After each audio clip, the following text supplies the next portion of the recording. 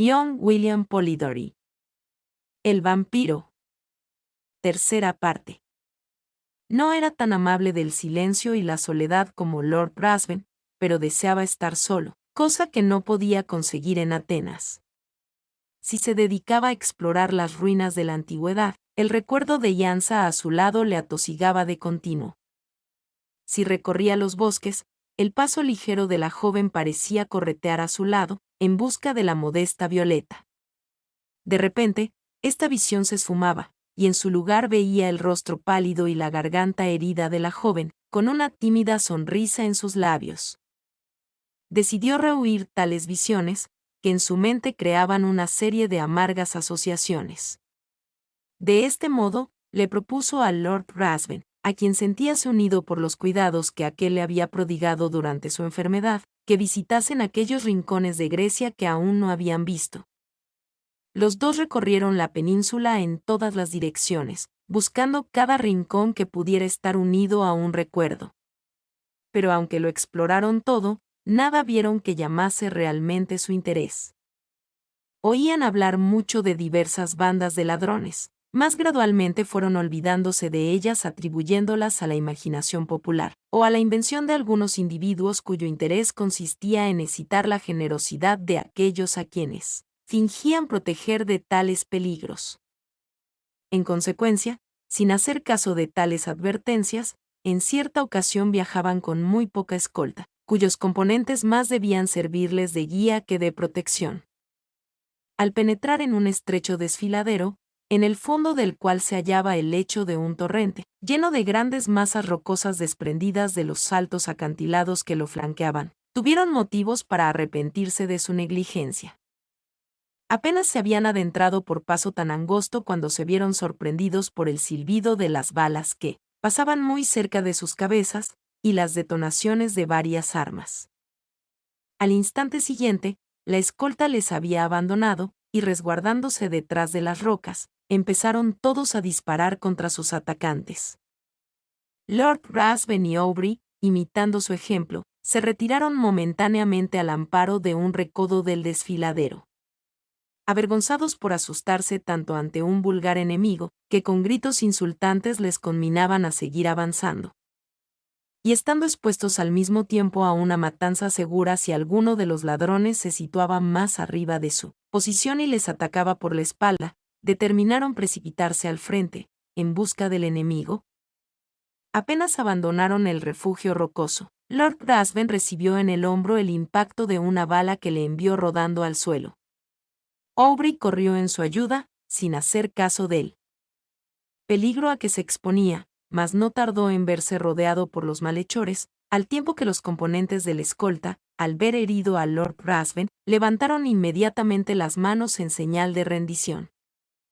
Mediante la promesa de grandes recompensas, Aubrey logró convencer a sus atacantes para que trasladasen a su herido amigo a una cabaña situada no lejos de allí. Tras hacer concertado el rescate a pagar, los ladrones no le molestaron, contentándose con vigilar la entrada de la cabaña hasta el regreso de uno de ellos, que debía percibir la suma prometida gracias a una orden firmada por el joven. Las energías de Lord Ruthven disminuyeron rápidamente.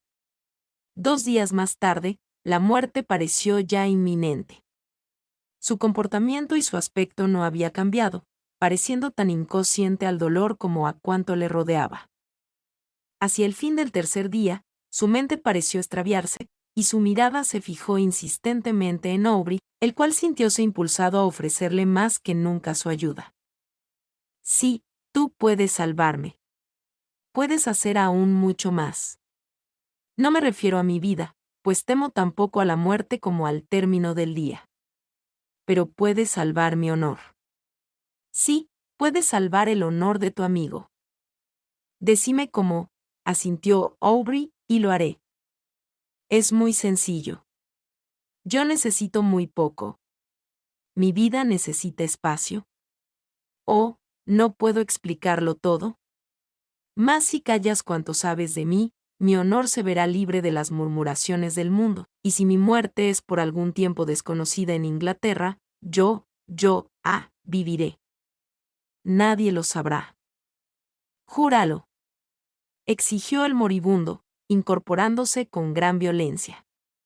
Júralo por las almas de tus antepasados, por todos los temores de la naturaleza. Jura que durante 1 año y 1 día no le contarás a nadie mis crímenes ni mi muerte, pase lo que pase, veas lo que veas. Sus ojos parecían querer salir de sus órbitas. Lo juro, exclamó Aubrey. Lord Ruthven dejó caer sobre la almohada, lanzando una carcajada, y expiró. Aubrey retiróse a descansar, mas no durmió pues su cerebro daba vueltas y más vueltas sobre los detalles de su amistad con tan extraño ser, y sin saber por qué, cuando recordaba el juramento prestado sentíase invadido por un frío extraño, con el presentimiento de una desgracia inminente. Levantóse muy temprano al día siguiente, e iba ya a entrar en la cabaña donde había dejado el cadáver, cuando uno de los ladrones le comunicó que ya no estaba allí, puesto que él y sus camaradas lo habían transportado a la cima de la montaña, según la promesa hecha al difunto de que lo dejarían expuesto al primer rayo de luna después de su muerte. Aubrey quedóse atónito ante aquella noticia. Junto con varios individuos, decidió ir a donde habían dejado a Lord Ruthven para enterrarlo debidamente. Pero una vez en la cumbre de la montaña, no halló ni rastro del cadáver ni de sus ropas, aunque los ladrones juraron que era aquel el lugar en que dejaron al muerto. Durante algún tiempo su mente perdióse en conjeturas, hasta que decidió descender de nuevo, convencido de que los ladrones habían enterrado el cadáver tras despojarlo de sus vestiduras. Harto de un país en el que solo había padecido tremendos horrores, y en el que todo conspiraba para fortalecer aquella superstición melancólica que se había adueñado de su mente, resolvió abandonarlo, no tardando en llegar a Esmirna. Mientras esperaba un barco que le condujera a Otranto o a Nápoles, estuvo ocupado en disponer los efectos que tenía consigo y que habían pertenecido a Lord Ruthven. Entre otras cosas halló un estuche que contenía varias armas, más o menos adecuada para asegurar la muerte de una víctima. Dentro se hallaban varias dagas y yataganes. Mientras los examinaba, asombrado ante sus curiosas formas, grande fue su sorpresa al encontrar una vaina ornamentada en el mismo estilo que la daga hallada en la choza fatal. Aubrey se estremeció, y deseando obtener nuevas pruebas, buscó la daga. Su horror llegó a su culminación cuando verificó que la hoja se adaptaba a la vaina, pese a su peculiar forma. No necesitaba ya más pruebas, aunque sus ojos parecían como pegados a la daga, pese a lo cual todavía se resistía a creerlo. Sin embargo, aquella forma especial, los mismos esplendorosos adornos del mango y la vaina, no dejaban el menor resquicio a la duda.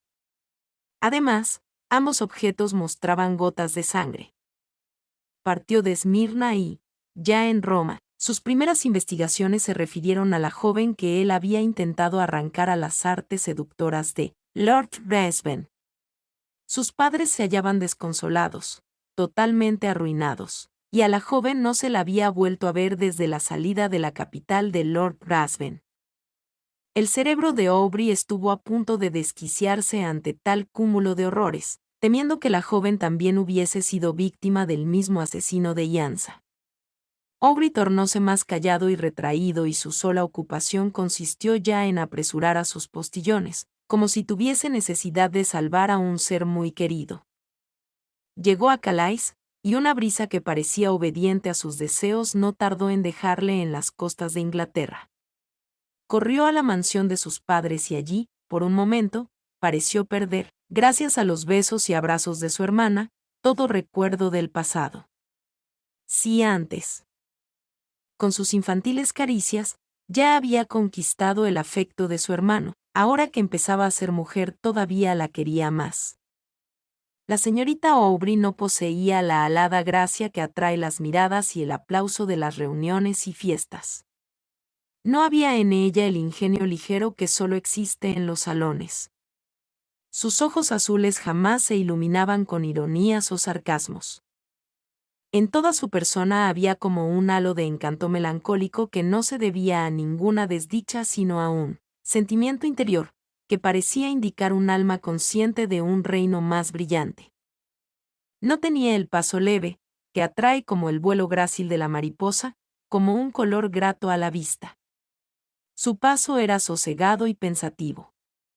Cuando estaba sola, su semblante jamás se alegraba con una sonrisa de júbilo. Pero al sentir el afecto de su hermano, y olvidar en su presencia los pesares que le impedían el descanso, ¿quién no habría cambiado una sonrisa por tanta dicha?